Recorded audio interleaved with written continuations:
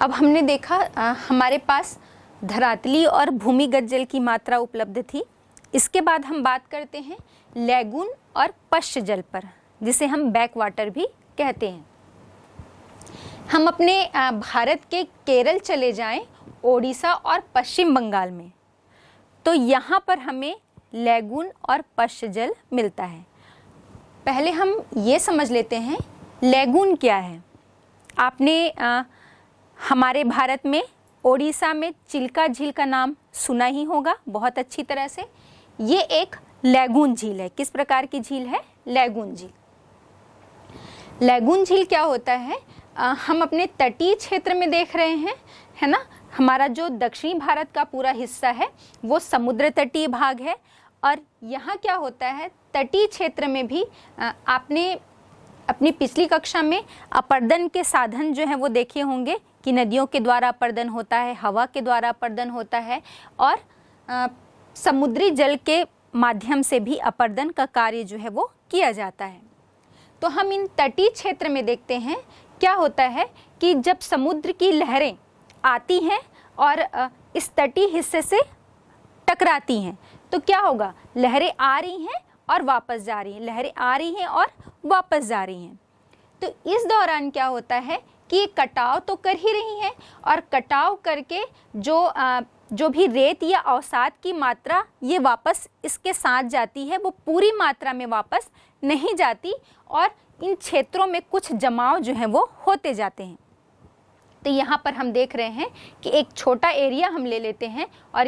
Example के लिए, और देख रहे हैं कि यहाँ समुद्री लहर आ रही है और टकराकर फिर वापस जा रही है, और वापस जाने के दौरान इसके लहर जब वापस जा रही है तो इसमें कुछ जो रेत या मिट्टियाँ हैं वो यहाँ पर जमाव जो है वो होता जा रहा है। तो एक तो इस तटीय हिस्से को इसने थोड़ा काट लिया, और हम अपने भारत में भी देखते हैं कि हमारे भारत का जो पूरा पूर्वी और पश्चिमी तटीय हिस्सा है वो कटा फटा है, और इसी के अंदर जो है वो समुद्री लहरें या समुद्री जल जो है वो अंदर की तरफ आती हैं। तो कटाव हो रहा है, और साथ ही साथ उसमें उसके किनारों की और उसके पार्श्वों की तरफ जो है वो जमाव भी होता जा रहा है। अब एक स्थिति ऐसी आती है कि ये पूरी तरह से तीन ओर से ये जो हिस्सा है या वो तटीय भाग जो है वो बंद हो जाता है। अब जो समुद्री जल अंदर की तरफ प्रवेश कर गया था वो तो अंदर ही है, क्योंकि वो पूरी तरह से बाहर नहीं जा पाता, और एक समय आने के बाद हम देखते हैं कि ये पूरा जो है वो अवसादों के द्वारा, निक्षेपण के द्वारा कवर हो जाता है और एक झील का रूप ले लेता है। तो ये जो झील का रूप लिया वो क्या हुआ, इसमें जो जल था वो समुद्र का ही जल था। समुद्र की लहरें जो आई और अंदर की तरफ प्रवेश कर रही थी वही जल उसमें स्टोर है। तो ये एक लैगून झील बन गया, और लैगून झील का जो पानी है चूँकि ये समुद्र का होता है इसलिए खारा होता है। ऐसे ही हम जब केरल के तटीय क्षेत्र में चले जाएं तो यहाँ पर हमको बहुत अधिक मात्रा में बैक वाटर या पश्च जल की जो मात्रा है वो देखने को मिलती है। यहाँ पर भी ये कब बनता है या बैक वाटर हम किसे कहते हैं इसे भी थोड़ा समझ लेते हैं। जब किसी भी तटीय क्षेत्र में लहरें आ रही हैं, वापस जा रही हैं, टकरा रही हैं, वापस जा रही हैं, तो जब वो तटीय क्षेत्र थोड़ा सा ऊपर उठा हुआ है, मतलब ढाल उसका अपोजिट साइड में है, इसको एक एग्जाम्पल से आप देख सकते हैं। और यहाँ पर तो इस पिक्चर के माध्यम से आपको बहुत अच्छी तरह से स्पष्ट हो रहा होगा कि यहाँ पर थोड़ा सा ऊपर उठा हुआ भाग है, तो लहरें आ रही हैं, या हम कहें कि समुद्री जल टकरा रही है इससे, और टकरा कर वापस तो जा रही है लेकिन कुछ मात्रा जो है वो यहीं पर रह गई, क्योंकि ये भूमि जो है वो थोड़ी सी ऊपर है। आप कहीं पर भी देखेंगे जैसे फोर्स से पानी आ रहा है, फोर्स से ये पानी आया, लहरें बहुत अधिक फोर्स से आई, तो ये जल जो है वो थोड़ी मात्रा इसकी इधर चली गई और बाकी जो है वो वापस उन लहरों के साथ चला गया। तो ये जल यहाँ पर स्टोर होता जाता है। जब भी लहरें अपने पूरे फोर्स के साथ आती हैं तो ये इस ऊपरी क्षेत्र को पार करके उस तटीय क्षेत्र के अंदर चली जाती हैं, तो इसे ही हम बैक वाटर कहते हैं, जो आपको इस पिक्चर से बहुत अच्छी तरह क्लियर हो रहा होगा। अब ये जो बैक वाटर है या हम लैगून झील के जल की बात करें तो ये दोनों ही क्या है, चूँकि इसमें महासागरीय जल होता है तो ये खारा होता है, इसलिए हम इसे मछली उत्पादन के लिए, मछली पालन के लिए हम कह सकते हैं, या चावल की कुछ किस्में होती हैं जो इस खारे जल में उत्पन्न की जा सकती हैं। और साथ ही साथ हम नारियल की जो फसल लेते हैं उसमें भी सिंचाई के लिए इस लैगून या पश्च जल का जो जल होता है उसे उपयोग में लाते हैं। तो ये हो गई बात लैगून और पश्च जल की। अब हम देखते हैं जल संसाधन, तो हमने बात की थी कि ये हमारे लिए कितना उपयोगी है। अब हम इसकी गुणवत्ता जो है उसे हम कैसे कायम रखें, कैसे बराबर उसकी गुणवत्ता और अच्छी बनाएं, इसके विषय में बात करते हैं। और जो आने वाला समय है या जिस प्रकार से हम जल का उपयोग कर रहे हैं तो जल की क्या समस्या उत्पन्न हो रही है और इसके संरक्षण के लिए हम किस प्रकार का प्रबंधन कर सकते हैं, इस विषय पर बात करते हैं। तो जब हम जल संसाधन की गुणवत्ता के विषय में बात करेंगे तो हम देखते हैं कि जहाँ से नदियों की उत्पत्ति होती है, जहाँ से नदियाँ निकल रही हैं, तो वो पर्वतीय क्षेत्र से जब ये नदियाँ निकलती हैं तो वहाँ पर इसकी गुणवत्ता बहुत अच्छी होती है, मतलब यहाँ पर हमें एकदम साफ और स्वच्छ जल जो है वो मिलता है। लेकिन जैसे जैसे ये अपनी यात्रा के दौरान आगे बढ़ती जाती हैं, या हम ये कहें कि मैदानी क्षेत्र में प्रवेश करेगी और उसके बाद फिर और आगे बढ़ती हुई समुद्र में जब ये मिलती है, उस पूरी यात्रा के दौरान इसके उद्गम क्षेत्र से लेकर जहाँ पर ये समुद्र से मिल रही है, इसकी गुणवत्ता में बहुत अधिक परिवर्तन जो है वो हमें देखने को मिलता है। जहाँ ये उद्गम स्थान पे बहुत साफ सुथरी होती है, एकदम स्वच्छ जल जो है हमें प्राप्त होगा, जैसे जैसे ये आगे बढ़ती जाती है तो इतना ज़्यादा नगरीकरण या औद्योगिकरण हो चुका है कि हम सारा जो प्रदूषण है, जो हमारे अपशिष्ट पदार्थ हैं, उसे हम सीधे नदियों में ही प्रवाहित करते जाते हैं। तो अलग अलग नगरों का जल, प्रदूषित जल है ना, या हम बात करें उद्योगों से निकलने वाला जो अपशिष्ट पदार्थ है, कचरा है, ये सभी हम नदियों में प्रवाहित करते जाते हैं। और हम ये देखते हैं कि जब ये समुद्र में मिलने वाली होती है, उस पूरे वहाँ पहुँचते तक ये नदियाँ जो हैं वो बहुत अधिक प्रदूषित हो जाती हैं, इसमें बहुत अधिक प्रदूषण जो है वो होता है। अब हम देखते हैं कि जल जो है वो प्रदूषित कैसे हो रहा है। जो अनावश्यक पदार्थ हमने कहा कि नगरीकरण से उसमें या नगरों का जो कचरा है, अपशिष्ट पदार्थ है, वो मिल रहा है, या औद्योगिकरण से उद्योगों के जो रासायनिक पदार्थ हैं, कई जिस स्थान से वो होकर प्रवाहित हो रही है उसमें कई सूक्ष्म जीव, या उद्योगों से ही निकलने वाला कचरा, ये सब जो है वो जल में जब मिलता है तो वो जल जो है प्रदूषित हो जाता है। अब इन सभी के कारण जल के प्रदूषित होने से हम देखते हैं कि जो जल में समस्या या संभावित जो जल समस्या उत्पन्न हो सकती है उसके बारे में हम बात करते हैं। तो हम ये भी देख रहे हैं कि हमारे देश की जो जनसंख्या है वो लगातार बढ़ रही है। जनसंख्या बढ़ रही है, लेकिन जो जल की उपलब्धता है वो तो उतनी ही है, लेकिन जनसंख्या के बढ़ने से जल की जो डिमांड है, उसकी मांग है, वो लगातार बढ़ रही है। और चूँकि हम विकास की ओर भी लगातार बढ़ रहे हैं, तो इन सभी से इस विकास में जो हम कार्य कर रहे हैं, मतलब हम लगातार बात करें कि नगरीकरण या औद्योगिकरण, तो इससे निकलने वाले रासायनिक पदार्थ, या हम कचरे की बात करें या अपशिष्ट पदार्थों की हम बात करें, तो ये सभी जो है ये जल में मिलाए जा रहे हैं। तो जल की उपलब्धता हमें उतनी ही मात्रा में है, लेकिन लगातार जनसंख्या के बढ़ने से इसकी मांग जो है वो बढ़ती जा रही है, लेकिन इसकी गुणवत्ता में लगातार कमी आ रही है। तो ये जो जल के लिए हम संरक्षण की बात करें, उससे उसके बचा कर रखने की जब हम बात कर रहे हैं, तो ये महत्वपूर्ण जो है भावी समस्या हम कह सकते हैं, और भावी क्या, वर्तमान में भी ये एक प्रमुख समस्या हमारे सामने उभर कर आ रही है, जल के प्रदूषण की। और हमने थोड़ी देर पहले बात भी की थी कि ये जो इतनी रासायनिक पदार्थ या जो विषैले पदार्थ इतनी अधिक मात्रा में जल में छोड़े जा रहे हैं, जिसके कारण फ्लोराइड की, नाइट्रेट्स की या आर्सेनिक पदार्थ की जो मात्रा है वो चाहे हम सतही जल में भी देखें और हमारे भूमिगत जल में तो इसकी मात्रा बहुत अधिक बढ़ रही है, जो एक गंभीर समस्या हमारे सामने उत्पन्न कर रही है। अब आवश्यकता इस बात की है कि हम अपने जल का सतत पोषणीय विकास करते हुए इसे संरक्षित रखें, या हम ये कहें कि इसके सतत पोषणीय विकास के लिए हम इसके संरक्षण और प्रबंधन की जो आवश्यकता है वो हमारे सामने आज वर्तमान में है कि हम इसे संरक्षित करके रखें। अब इसके लिए हम कौन कौन से उपाय कर सकते हैं? तो पहला तो है कि हम जल को प्रदूषण से बचाएं। सबसे महत्वपूर्ण बात है कि हमें वर्तमान में इसे प्रदूषण से बचाने की आवश्यकता है, तभी हम इसे आने वाले समय के लिए, हमने अभी देखा था कि जो 97%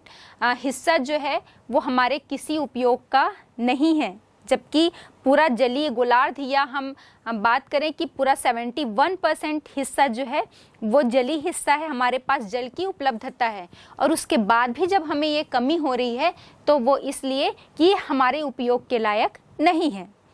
तो आगे आने वाले समय में ये समस्या जो है वो और अधिक गंभीर ना हो, इसके लिए आवश्यकता इस बात की है कि हम विभिन्न प्रकार के जो प्रदूषण हैं उनसे अपने जल को बचाएं।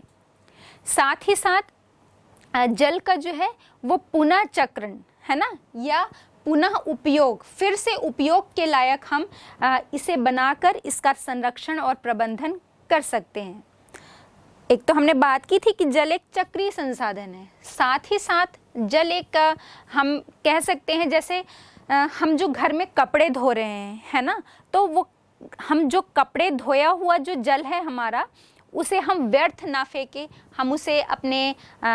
बागवानी जो हम करते हैं या अपने गार्डन में उसे डाल दें, पेड़ पौधों में डाल दें, ये इसका उपयोग किया जा सकता है। हम इसे पुनः उपयोग के लायक बना सकते हैं, या घरेलू उपयोग के दौरान भी जो हम जैसे सब्जियां धो रहे हैं, चावल धो रहे हैं, दाल धो रहे हैं, ये सब में जो जल उपयोग करते हैं उसे हम व्यर्थ ना फेंक कर पेड़ पौधों में डाल सकते हैं।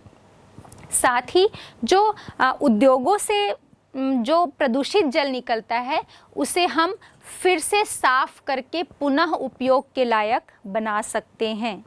तो हम जल का पुनर्चक्रण और फिर से उपयोग, पुनः उपयोग करके हम इसका संरक्षण कर सकते हैं। तो ये कुछ ऐसे उपाय हैं जिनके माध्यम से हम जल को संरक्षण दे सकते हैं, या इसके प्रबंधन के द्वारा हम इसे भावी पीढ़ी के लिए फिर से उपयोग के लायक बना सकते हैं। हम चर्चा कर रहे हैं कि जल संसाधन का संरक्षण और प्रबंधन किस प्रकार किया जाए। तो इसमें हमने 4 पॉइंट पर बात की थी। 2 हमने देखा कि जल को प्रदूषण से बचाया जाए, और इसके अतिरिक्त नंबर 2 में हमने देखा कि जल का रिसाइकल और रीयूज़ किया जाए। इसमें दोनों ही पॉइंट पर हमने देखा कि जल को प्रदूषण से बचाना हमारी पहली जिम्मेदारी है, क्योंकि पेयजल जो उपलब्ध है हमारा जितनी मात्रा में, वो हमारी जो जनसंख्या है वर्तमान में उसके लिए वो बहुत कम है। और हमने देखा कि इसके लिए हम और क्या कर सकते हैं, जैसे उद्योग हैं, उद्योग में जो जल यूज़ किया जाता है और उससे जो गंदा पानी है, प्रदूषित पानी है, उसको हम आपने सुना ही होगा दमकल जो आग बुझाने के लिए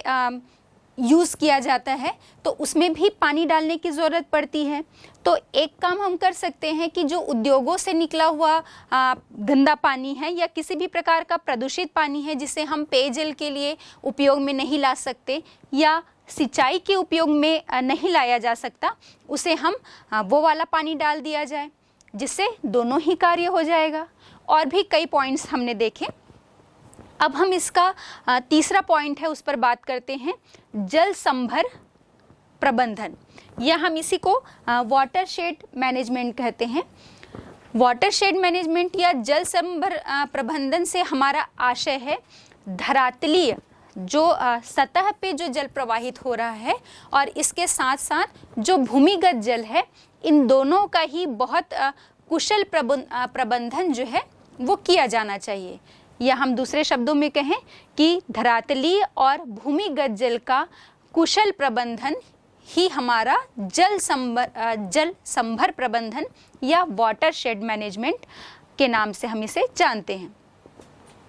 तो इसके लिए हम क्या कर सकते हैं? जल संभर प्रबंधन के लिए जो बहता हुआ जल है ना, जैसे नदियां हैं, हमने बात ही की थी कि बहुत सारी नदियां जो हैं उसमें हम देखते हैं, खास करके हम बात करते हैं जो हमारे उत्तर भारत की नदियां हैं, वो वर्षा ऋतु के समय पे अपना विकराल रूप धारण कर लेती हैं। मतलब उसमें पानी या जल की मात्रा है जो है वो ओवरफ्लो होती है और वो व्यर्थ ही बहती हुई, क्योंकि उसका कोई यूज़ हो ही नहीं पाता है। आसपास के जो क्षेत्र हैं उसमें बाढ़ की स्थिति तो अलग बनती है और साथ ही वो पूरा जल जो है वो जाकर समुद्रों में मिल जाता है। तो उस जल का तो कोई उपयोग ही नहीं हो पाया। जबकि हमें पता है कि बारिश का जल जो हमें प्राप्त हो रहा है, इसके लिए हमें किसी भी प्रकार का कोई शुल्क भुगतान नहीं करना पड़ता, ये हमें बिल्कुल फ्री मिल रहा है। तो क्यों ना हमारे पास जब जल की इतनी बड़ी समस्या है तो हम इसका उचित प्रबंधन करें। जितना बारिश का जल हमारे पास आ रहा है, हमें मिल रहा है, उसे हम उचित तरीके से और कुशल प्रबंधन के द्वारा स्टोर कर लें। तो हमने देखा था कि बहता हुआ जल जो व्यर्थ जा रहा है ना, तो इसके लिए हमें क्या करना चाहिए? उन सभी नदियों में हम छोटे छोटे बांध बना दें, चेक डैम जैसा बना दें। तो क्या होगा? चेक डैम से उस नदी का पानी जब उसमें बाढ़ की स्थिति बनेगी तो वहाँ पर उसको स्टोर कर लिया जाएगा, रोक लिया जाएगा। लेवल जो है उसको, अधिक पानी की जो मात्रा है वो बांध बनाकर हमने स्टोर कर लिया, और ज़रूरत के हिसाब से जब हमें उस पानी की या जल की ज़रूरत है तो हम उसे अपने सिंचाई के लिए उपयोग कर सकते हैं, पेयजल के लिए हम उसे उपयोग में ला सकते हैं। और साथ ही साथ जो चेक डैम या डैम जो हमने बनाया है उसमें जो दीवार खड़ी है, और जब हम पानी का लेवल उसमें अधिक हो जाता है, उसके बाद हम जब इस खड़ी दीवार या उस जो डैम है उसके गेट को खोलते हैं, तो हम तीसरी बात उसमें एक जो महत्वपूर्ण है उसमें क्या किया जा सकता है कि उस गेट के बाहर हम वहाँ पर टरबाइन लगा दें और टरबाइन चलाकर उस गिरते हुए जल से, उस बहते हुए जल से हम जल विद्युत भी उत्पन्न कर सकते हैं। तो हमें ऊर्जा की भी प्राप्ति हुई। जो ऊर्जा की कमी भी हमारे सामने आज एक बड़ी समस्या के रूप में है, तो हमने तीन चीज़ का उसमें उचित तरीके से प्रबंधन कर लिया, उसका मैनेजमेंट कर लिया। हमने एक डैम बनाकर जो वर्षा का जल हमें बिल्कुल फ्री मिल रहा है, उससे हम डैम बनाकर अपने पेयजल के लिए, सिंचाई के लिए और जल विद्युत के लिए जो स्टोर किया गया जल है उसमें हम ये सारे उपयोग कर सकते हैं। तो जल संभर प्रबंधन का पहला तरीका हमने देखा कि जो बहता हुआ जल है, विशेषकर जो हम नदियों की बात कर रहे हैं, तो इनमें छोटे बांध बनाकर जल को रोककर ये सब उपयोग उसमें लाए जा सकते हैं। नंबर 2, हम इसमें तालाब और कुओं, है ना, जो तालाब हैं, कुएं हैं और झील बनाए जा सकते हैं, जिससे क्या होगा, वर्षा का जल भी जो है उसमें स्टोर भी होगा। और जगह जगह जब हम तालाब की और कुओं की खुदाई करेंगे तो उसमें जल की मात्रा उपस्थित रहती है, और जल की मात्रा उपस्थित रहने से उस जगह का जो भूमिगत जल का स्तर है वो नीचे नहीं गिर पाता। तो हमने देखा था कि भूमिगत जल के स्तर का नीचे जाना भी एक गंभीर समस्या के रूप में हमारे सामने आया है, क्योंकि जितना अधिक भूमिगत जल का स्तर नीचे जाता है उसमें विषाक्त जो पदार्थ हैं, चाहे हम फ्लोराइड की बात करें, आर्सेनिक की बात करें और जितने भी रासायनिक पदार्थ हैं, उनकी मात्रा बढ़ जाती है और वो एक दूषित हो जाता है वो जल। और साथ ही साथ भूमिगत जल का स्तर जैसे नीचे जाएगा तो ट्यूबवेल से पानी निकालने के लिए छोटे पंप से हमारा काम नहीं चलना है, हमें बड़े पंप लगाने की ज़रूरत पड़ेगी और उससे बिजली या ऊर्जा की खपत भी उतनी ही अधिक मात्रा में होती है। तो इसके कुशल प्रबंधन के लिए हम एक और उपाय कर सकते हैं कि तालाब और कुओं की खुदाई करें और उसमें जल की मात्रा उपस्थित रहने से क्या होगा, उस स्थान का भूमिगत जल का स्तर भी बना रहेगा, नीचे नहीं जाएगा।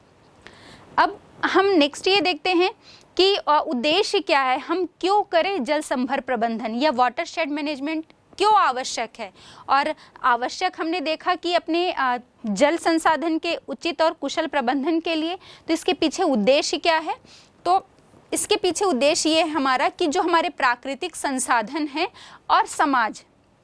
भाई हम जिस पृथ्वी पर रह रहे हैं, जिसने हमें जन्म दिया है और जिस समाज में हम निवास कर रहे हैं, तो हमारा अपनी प्रकृति के प्रति भी बहुत महत्वपूर्ण उत्तरदायित्व है। जो हमारी जननी है उसे सुरक्षित और संरक्षित रखना हमारा सबसे महत्वपूर्ण कर्तव्य हो जाता है।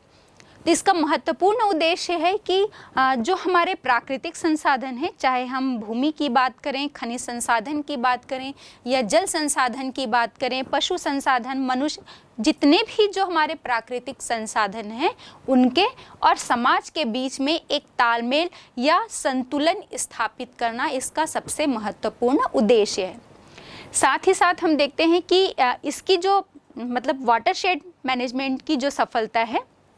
इसकी सफलता से का जो है समाज के उद्देश्य पर निर्भर है। ये जो मैनेजमेंट हम बात कर रहे हैं कि किन किन तरीकों से इसका मैनेजमेंट किया जा सकता है, तो इसका पूरा उत्तरदायित्व जो है या इसकी सफलता का उत्तरदायित्व उस समाज पर डिपेंड करता है। क्योंकि जब तक हम जागरूक नहीं होंगे, कोई भी शासन, सरकार या कोई NGOs जो भी हैं, कितने भी पॉलिसीज़ बना ले, कितने भी नियम और कायदे बना ले, हम जब तक जागरूक नहीं होंगे अपने कर्तव्य के प्रति, तब तक इन सभी पॉलिसीज़, योजनाओं के, नियम कायदों के कोई भी मायने नहीं रह जाते। तो सबसे बड़ी बात ये है कि इस हमने जो बात की इस प्रबंधन की या इस योजना की जो सफलता है वो हम पर डिपेंड करती है, समाज पर डिपेंड करती है, समाज के हर व्यक्ति पर निर्भर करती है। जब हम जागरूक होंगे अपने कर्तव्यों के प्रति, तो कोई भी योजना ऐसे ही सफल हो जाएगी। अब सभी कार्य कर रहे हैं, व्यक्ति भी कार्य कर रहे हैं, शासन के द्वारा भी, चाहे वो केंद्र सरकार हो, चाहे वो राज्य सरकार हो, या जो NGOs हैं, है ना, जो जितनी भी अशासकीय संस्थाएं हैं, सभी के द्वारा ये प्रयास जो हैं जल संसाधन को बचाने के ये अपनी अपनी तरफ से किए जा रहे हैं। जिसमें हम देखते हैं कि जो हरियाली योजना है, ये केंद्र सरकार के द्वारा संचालित योजना है और इसका महत्वपूर्ण उद्देश्य है संसाधनों को सुरक्षित रखना और संरक्षित रखना और हमारे प्राकृतिक संसाधनों के बीच और समाज के बीच एक तालमेल जो है स्थापित करना। साथ ही साथ हम देखेंगे कि नीरू और मीरू, ये जो योजना है ये आंध्र प्रदेश में चलाई जा रही है। नीरू का मतलब है जल और मीरू का मतलब है आप, मतलब जल और हमारे बीच के रिलेशनशिप की बात हो रही है। इस योजना के माध्यम से आंध्र प्रदेश में, ये राज्य सरकार की योजना है, जल संसाधन को संरक्षित या उचित प्रबंधन रखने की बात जो है वो की गई है। तो ये कुछ योजनाएं जो हमने बात की कि राज्य सरकार भी चला रही है और केंद्र सरकार के द्वारा भी संचालित की जा रही है। लेकिन हमने जैसा कहा कि चाहे कोई भी योजनाएं बना ली जाएं, जिस भी संस्था के द्वारा बना ली जाएं, लेकिन सबसे महत्वपूर्ण बात है कि इसमें लोगों का, समाज के लोगों का जागरूक होना, तभी कोई योजना जो है वो सफल हो सकती है या उसकी सफलता लोगों के जागरूकता पर ही डिपेंड करती है। तो ये हो गया जल संभर प्रबंधन या वाटरशेड मैनेजमेंट।